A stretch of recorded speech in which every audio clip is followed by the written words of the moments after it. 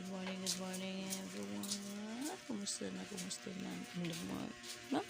It's Monday, June 16. So, bangon na everyone.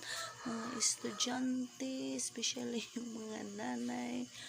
Maaga tayong babangon kasi first day of school na. So,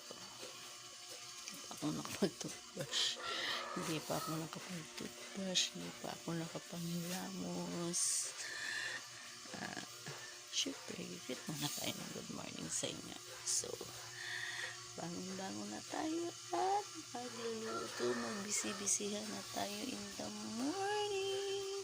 Yung aking estudyante tulog pa. Yan. Mamaya ko na siya gigisingin. So, nakaready naman na yung kanyang uniform. Ayan. Ito yung kanyang uniform.